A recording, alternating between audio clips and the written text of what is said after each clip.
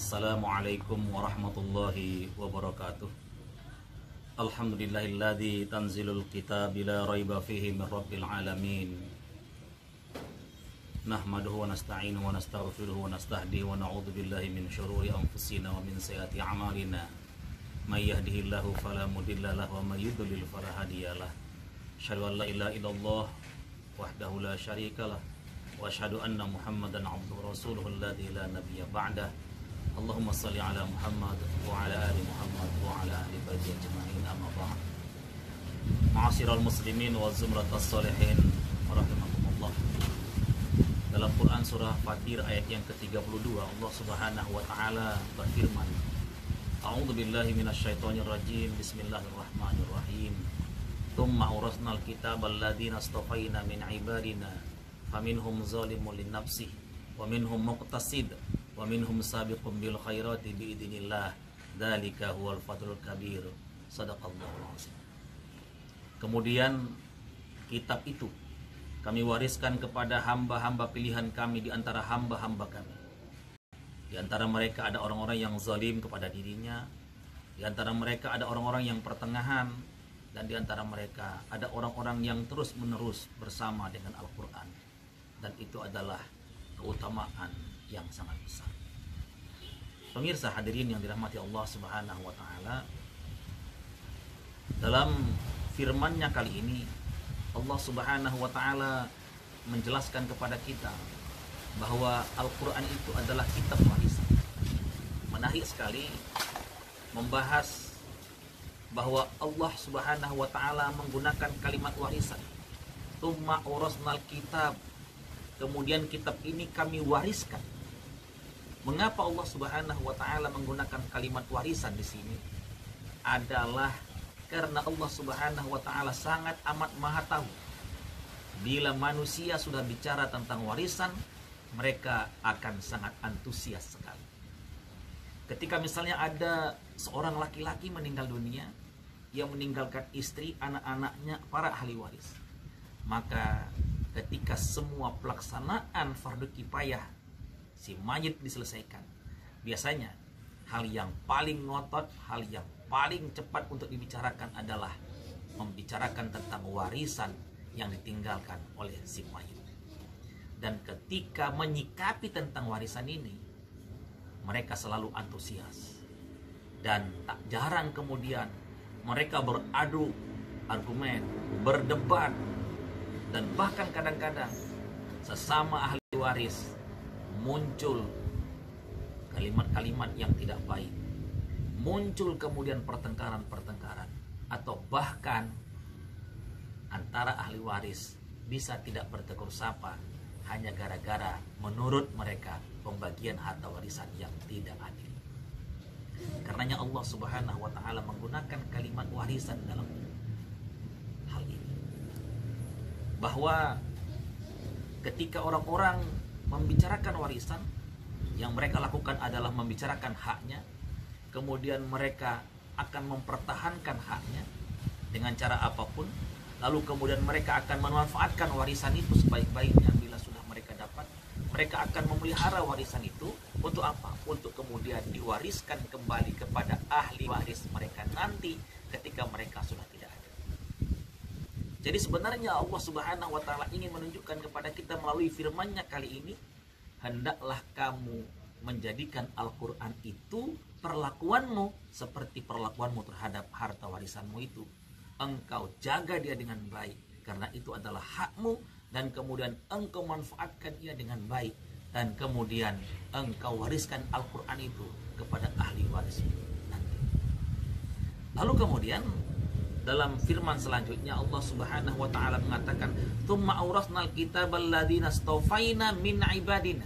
Kami wariskan kitab Al-Quran itu kepada hamba-hamba pilihan kami di antara hamba-hamba yang pernah kami utus ke muka bumi, kata Allah Subhanahu wa taala.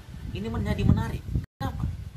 Karena sesungguhnya ternyata Al-Quranul Karim itu sudah ada sebelum Adam alaihissalam diciptakan oleh Allah Subhanahu wa taala. Itu artinya bahwa Allah jika berkehendak bisa saja mewariskan Al-Quran itu kepada Adam dan umatnya, kepada Nabi Nuh dan umatnya, kepada Nabi Sulaiman dan umatnya, kepada Nabi Musa, Nabi Daud, Nabi Isa dan umatnya. Tapi tidak, Allah Subhanahu wa taala memilih umat Muhammad sallallahu alaihi wasallam yang menerima Al-Qur'an. Allah Subhanahu wa taala jelas mengatakan, kami wariskan kitab Al-Qur'an itu kepada hamba pilihan kami. Artinya apa? Saudaraku sekalian, Allah ingin menunjukkan kepada kita, wahai umat Islam, kamu adalah umat yang terpilih untuk menerima Al-Quran ini. Allah sebenarnya ingin menunjukkan kepada kita, kalau kalian adalah umat pilihan, maka hendaklah kalian menyadarkan dirimu, umat pilihan haruslah menjadi yang terbaik untuk menjaga Al-Quran ini.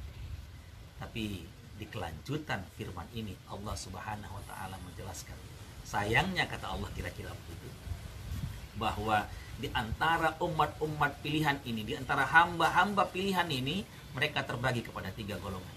Yang pertama adalah orang yang faminhum zalimul linafsi, yakni orang yang menzalimi dirinya. Siapa mereka ini? Orang yang menzalimi dirinya ini adalah orang-orang yang malas untuk membaca Al-Quran. Ketika mereka diminta untuk membaca Al-Quran, mereka selalu saja menghindar. Yang kedua adalah golongan orang-orang yang muktasid, yakni orang-orang yang pertengahan, yang kadang dia baca Quran, kadang dia meninggalkan Quran. Kalau dia takut hantu, dia kemudian baca Al-Quran. Biasanya sih ayat kursi atau ayat surah An-Nas.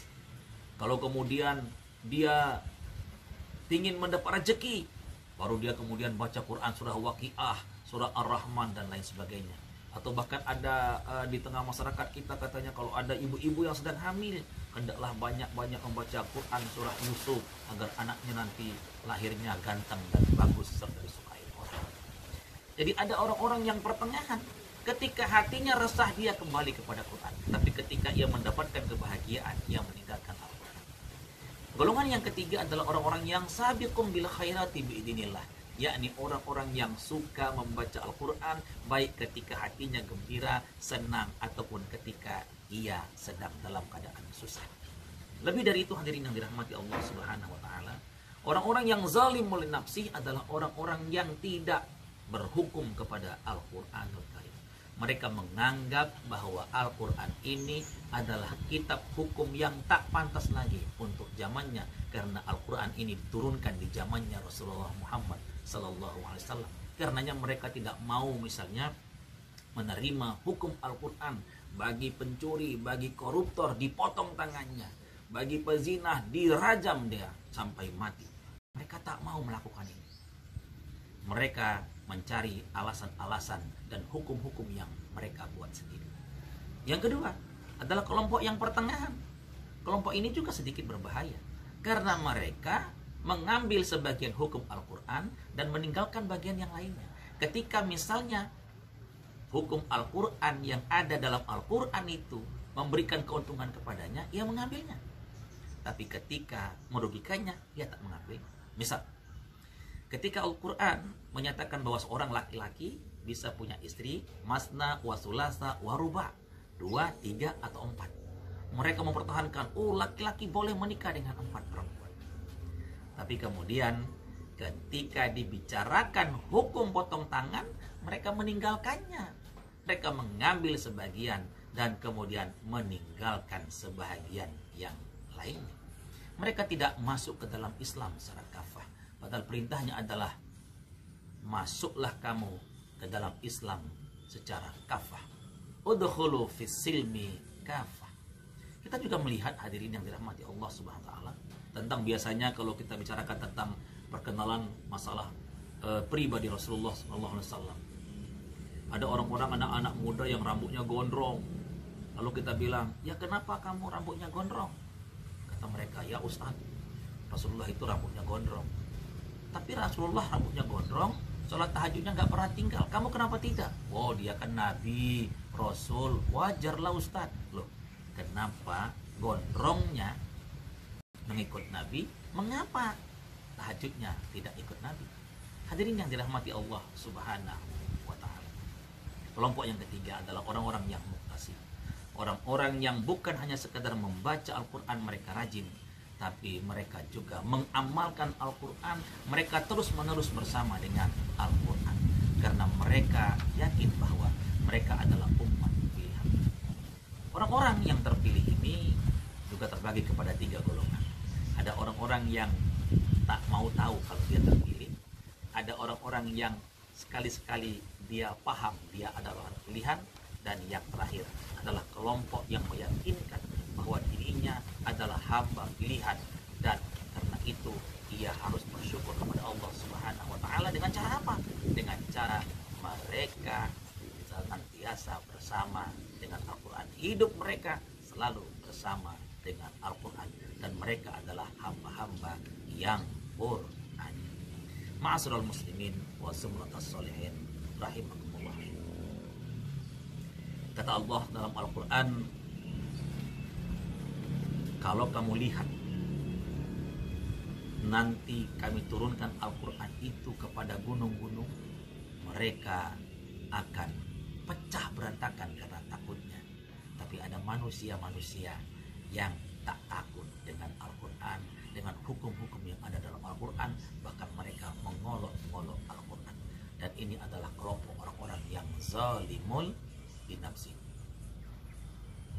Hadirin yang dirahmati Allah Subhanahu wa taala, semoga Allah mengistimewakan kita menjadi orang-orang yang suka membaca Al-Quran, memahaminya dan mengamalkannya, serta mewariskannya kepada generasi kita yang akan datang.